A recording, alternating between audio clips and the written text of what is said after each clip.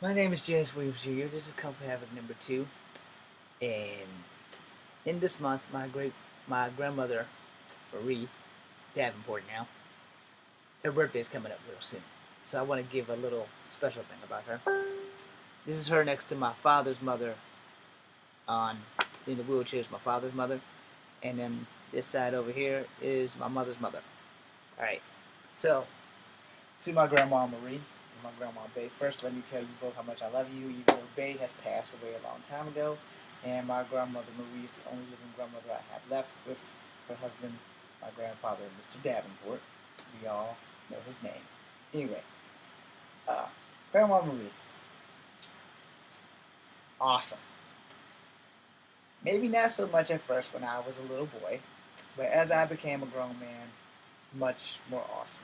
I understand now the whole church thing and all the things that I will not say on video just because I don't know who's watching, but I will say that she loved me and she showed me tough love. That covers the church thing. If you ask me personally, I'll tell you in person, but I won't put it out there for the whole world to see. We all had our ups and downs with our grandparents, okay? Grandma Marie is a person all to herself. Don't piss her off, because that Cherokee temper will flare right up. Anyway, I don't have anything really crazy or odd to say about my grandma Marie. I can only tell you that she is devoted to the Lord and don't fall asleep in church. I love you, grandma. I remember falling asleep in church was very, very bad.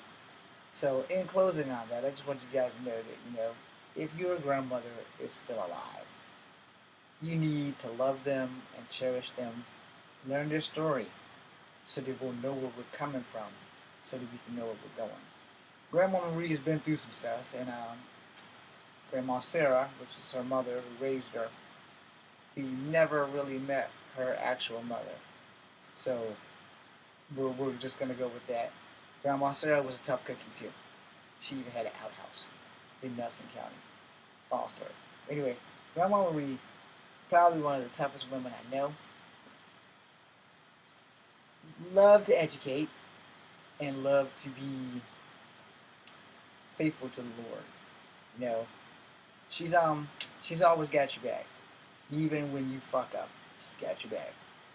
But Grandma Marie has had some rough times with me, and I'm pretty sure I probably earned every one of them. But also, I'm gonna give you a funny story. It's not funny to me, but it's gonna be funny to you guys. It's probably not gonna be funny to her, but still gonna be kind of funny. So one time, I have no idea what I did. I can't really remember it, but um, it was the same night that she kicked the mouse across the street. I don't know if Grandma remembers it, but we had a neighbor named Mr. Skippy. So it was in that time when she lived over there, off of damn, whatever road Burley School was on. Not Burley Moran, but Burley School itself. Whatever road that is, she lived off of that, off of Rose Hill Drive somewhere. But it wasn't Rose Hill Drive. It was like you make that turn at the light, and then you make another right at the light. It was on that road. Anybody who knows Mr. Skippy, you know where the hell I'm at. Anyway, so again, I have no idea what I did. Either it was something in school or it was something somewhere else. But it was one of the first times that I truly remember Grandma being mad. So mad that I had to go get my own Switch. And getting my own Switch was probably the worst mistake ever. See, first I went and bought a damn stick in, thinking Grandma ain't gonna beat me with that stick. Oh, that was the correct amount of thinking. However, that only would add on to the punishment for being stupid.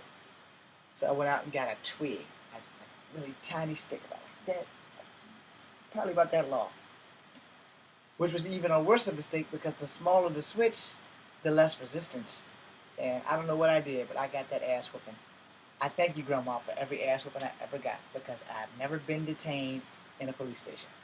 So in closing, I want to thank my Grandma Marie for always being there and always backing me up. Now we're going to switch gears to my Grandma Bay. Grandma Bay was a cook. Grandma Marie also was a good cook. I just talked to her last night about cooking some beans for my mom. Now we're going back to Grandma Bay. Grandma Bay on my dad's side. What can I say about Grandma Bay?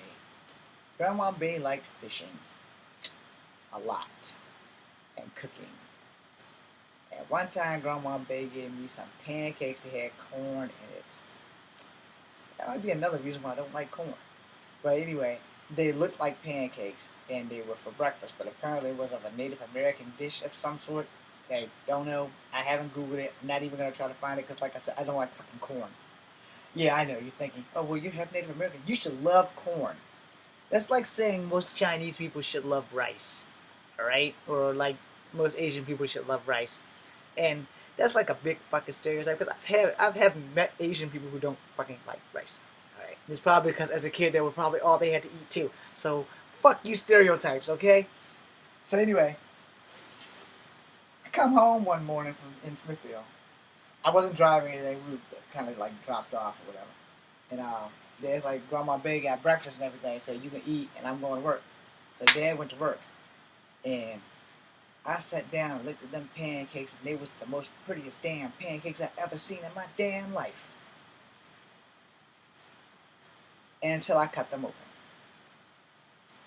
Now, as a kid, you know, we're already finicky. So can you just see me chopping the pancake open and going, ew, it's got corn in it. And so it had corn in it. And Grandma Bay said, you're going to eat these damn pancakes with corn in it, or I'm going to beat your ass. So, at first, you know, I tried to like squeeze the corn out. She's an old Indian woman. She's not stupid. So she saw that. She's like, you're going to eat that damn corn with those pancakes. I was like, well, I don't like corn. You're going to eat the pancakes and the corn. So eventually I do eat the pancakes. Luckily, there was only 3 of them. But they were like Canadian pancakes, like super big. And here I am at like 8, 9 years old, knowing full well that I can't eat that damn shit because I don't like corn. So I stuffed it down. No, didn't get sick or anything. Couldn't wait to go fuck outside. You know what happened? Couldn't go outside. Why? Because Grandma Bay said so. Now Ruth and them weren't there that day, so I really didn't have any backup of getting outside. So, you know, it was pretty fucking amazing. So finally, got outside when Dad came home. Stayed at Grandma's house for maybe an hour or two, and then we went on back to where Grandma used to live because Dad took over the rent there. And that's where he stayed almost until I was like 15. So, you know, but then Grandma got sick and they found gangrene thanks to her diabetes, and she lost both her legs. But she was still alive. But there was a familiar cycle with that, so I do have a fear of losing my legs because her mother, before she died, had lost both of her legs.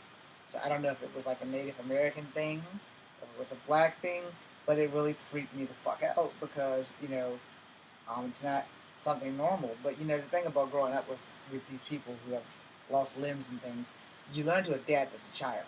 When Grandma Ada lost her legs, I was still old enough to remember Grandma Ada, and I didn't really pay that much attention to it because Grandma Ada was a fucking machine.